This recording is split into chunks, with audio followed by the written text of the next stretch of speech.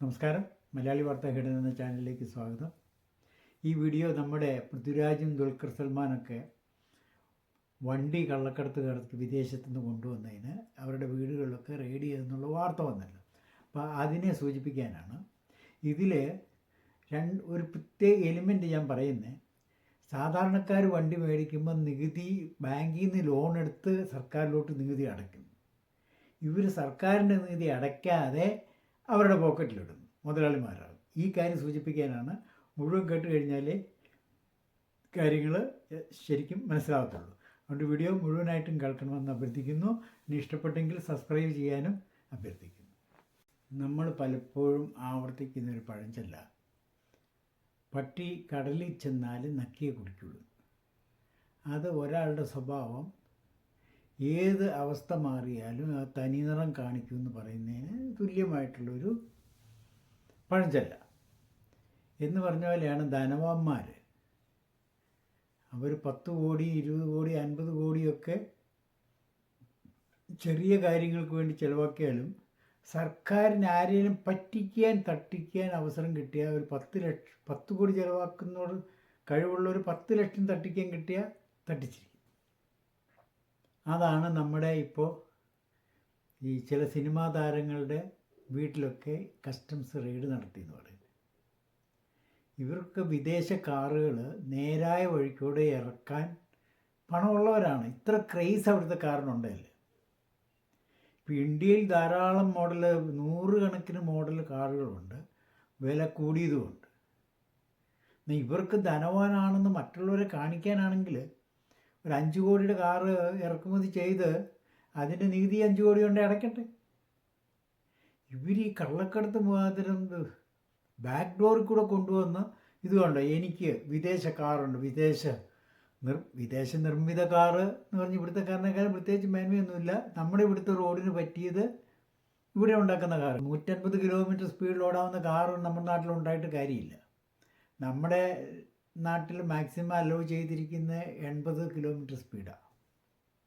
പിന്നെ ആ വിദേശത്ത് നിന്നുള്ള ആ വിദേശ കമ്പനികൾ, ഇന്ത്യയിൽ ഇല്ലാത്ത കമ്പനികളുടെ ഒരു എംപ്ലോയ് അതേ കാണത്തുള്ളൂ.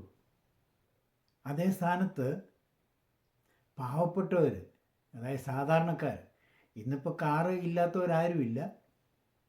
ഒരു 50 വർഷം മുമ്പ് ഈ തിരുവനന്തപുരത്ത് തന്നെ സെക്രട്ടേറിയറ്റിലൊക്കെ ചെന്നാൽ ഓരോ 1-2 കാറേ ഉണ്ടായിരുന്നുള്ളൂ, അംബാസഡർ കാറോ അല്ലെങ്കിൽ ഒരു ഫിയറ്റ് കാറോ. ഞാൻ ഓർക്കുന്നുണ്ട് 50-55 വർഷം മുമ്പ് ഇന്ത്യൻ മിലിറ്ററി അക്കാഡമിയിലെ ഫാക്കൽറ്റി ഓഫീസേഴ്സിന് ഒരു സ്കൂട്ടറിലായിരുന്നു വന്നുകൊണ്ടിരുന്നത്. കാറുള്ളവരാരും ഇല്ലായിരുന്നു. അതേ സ്ഥാനത്ത് ഇന്ന് ജോലിക്ക് പോകുന്ന എല്ലാവർക്കും തന്നെ ഒരു വീട്ടിൽ 3-4 കാറുണ്ട്.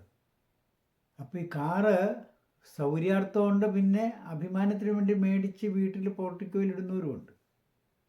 അപ്പോൾ ഇവർക്ക് വിദേശ കാറ് കാണിച്ച് ഇവരുടെ ജാട കാണിക്കാനാണെങ്കിൽ അത് യഥാർത്ഥ രൂപത്തിൽ ഇത് കണ്ടോ, ഞാൻ 5 കോടി രൂപയുടെ കാറ് കൊണ്ടുവന്നു, 1 കോടി സർക്കാരിന് അല്ലെങ്കിൽ 10 കോടി സർക്കാരിന് ടാക്സ് കൊടുത്തെന്ന് അഭിമാനത്തോടെ പറയാമല്ലോ.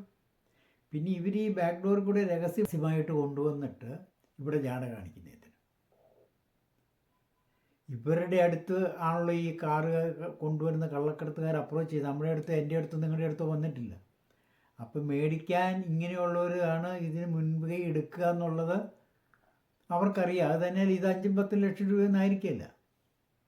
ഇത് കൊണ്ടുവന്ന് ഇവിടെ 50-100 ലക്ഷത്തിനൊക്കെ 1 കോടിക്കൊക്കെ ആയിരിക്കും ഇവർ മേടിച്ചിരിക്കുന്നത്. പിന്നെ ഇപ്പോൾ പുറമേ പറയുന്നതായിരിക്കും ഇത് 20 ലക്ഷത്തിനും 30 ലക്ഷത്തിനൊക്കെ കിട്ടിയെന്ന്.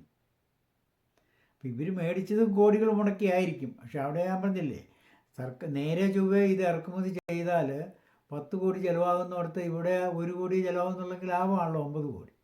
അതേ സ്ഥാനത്ത് ഇവിടുത്തെ സാധാരണക്കാർ കാർ മേടിക്കുന്നത്, അതാണ് ഞാൻ നേരത്തെ സൂചിപ്പിച്ചത്. ഇന്നിപ്പോൾ എല്ലാ വീട്ടിലും കാറുണ്ട്. നമ്മൾ എല്ലാവരും മേടിക്കുന്നത് തന്നെ 98% 9% മേടിക്കുന്ന ലോണും കൂടി എടുത്തിട്ടായിരിക്കും.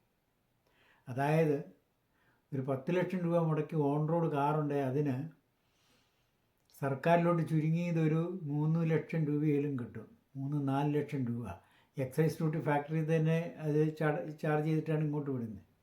പിന്നെ ഇൻഷുറൻസ് ആയി, റോഡ് ടാക്സ് ആയി, GST ആയി, ഇതെല്ലാം കൂടി എങ്ങനെ ഒരു 10 ലക്ഷത്തിൽ ഒരു 3 ലക്ഷവും സർക്കാരിന് കൊടുക്കുന്ന നമ്മൾ ഈ 10 ലക്ഷത്തിൻ്റെ കാറ് 1 ലക്ഷം നമ്മൾ ഡൗൺ പേയ്മെൻറ്റ് ചെയ്യാണ്, ബാക്കി 9 ലക്ഷം. ഈ 9 ലക്ഷത്തിൽ നമ്മൾ ലോൺ എടുത്തിട്ടാണ് ഈ സർക്കാരിന് കൊടുക്കുന്ന ടാക്സ് പോകുന്നത്. അതായത് ബാങ്ക് ലോൺ എടുത്തിട്ട് നമ്മൾ വണ്ടിയുടെ ടാക്സ് സർക്കാരിന് അടയ്ക്കുന്നു. ഇവർ സർക്കാരിൻ്റെ ടാക്സ് വെട്ടിച്ചിട്ട് മുതലാളിമാരാകും.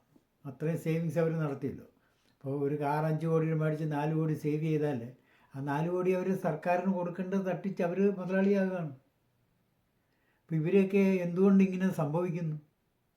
നമ്മുടെ നാട്ടിലെ നിയമവ്യവസ്ഥയുടെ പോരായ്മ. ഇതിനു മുമ്പ് സുരേഷ് ഗോപി കാറ് കൊണ്ടുവന്നൊക്കെ ഒരു 4-5 കൊല്ലം മുമ്പ് വന്നായിരുന്നു. ഇത് ഇപ്പോൾ വരുന്ന സംഭവമല്ല.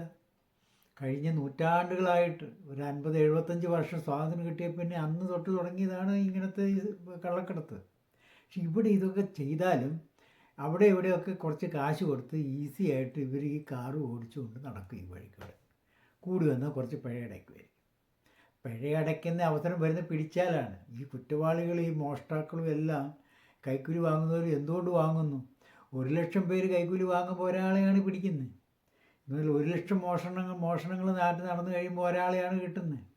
അപ്പം ഇങ്ങനെ കള്ളക്കടത്ത് വണ്ടികൾ കൊണ്ടുവന്നാലും പിടിച്ചാൽ കുറച്ച് കാശ് അന്നേരം കൊടുക്കാം. പിടിച്ചില്ലെങ്കിൽ ഓടിച്ചോണ്ടിരിക്കാം. പിന്നെ ഒരു 2-3 കൊല്ലം ഓടിച്ചിട്ട് ഡിസ്പോസ് ചെയ്യാമല്ലോ. അപ്പം ഈ ധാരണ, അതായത് നമ്മുടെ നിയമവ്യവസ്ഥയുടെ വികലത, വൈകല്യം കൊണ്ടാണ് ഈ നാട്ടിൽ ഇങ്ങനെ നടക്കുന്നത്. അതിന് അവരെ കുറ്റം പറഞ്ഞിട്ട് കാര്യമില്ല. എല്ലാവരും നോക്കുന്നത് എന്ത് നിയമവ്യവസ്ഥയുള്ള എങ്ങനെയാണ് ബൈപ്പാസ് ചെയ്യാമെന്ന് എല്ലാവരും നോക്കും. അപ്പോൾ അത് ബൈപ്പാസ് ചെയ്യാൻ പറ്റില്ലെന്ന് അറിഞ്ഞു കഴിയുമ്പോൾ ആൾക്കാർ നിയമം പാലിക്കും. ഞാനിപ്പോൾ ഈ വീഡിയോ ഇട്ടത് പ്രത്യേകിച്ച് ഈ ഒരു കാര്യം സൂചിപ്പിക്കാനാണ്. ഈ സാധാരണക്കാർ ഒരു വണ്ടി മേടിക്കുമ്പോൾ അതിൻ്റെ ഒരു 30-40% നികുതി സർക്കാരിലേക്ക് അടയ്ക്കുന്നത് ബാങ്ക് ലോൺ എടുത്തിട്ടാണ്. ആ ബാങ്ക് ലോൺ അവർ പിന്നെ 2-3-4 കൊല്ലം കൊണ്ടാണ് അടച്ചു തീർക്കുന്നത്. ആ ലോൺ എടുത്ത് നമ്മൾ നികുതി അടയ്ക്കുന്നവരുടെ സ്ഥാനത്താണ് ഇവർ നികുതി വെട്ടിച്ച് അവരുടെ പോക്കറ്റിലോട്ട് ഇടുന്നത്. നോക്കണം, സാധാരണക്കാർ ഇവരും തമ്മിലുള്ള ആ അന്തരം, സർക്കാരിനെ രാജ്യത്തിന് ചൂഷണം ചെയ്യുന്നതിലുള്ള വ്യത്യാസം.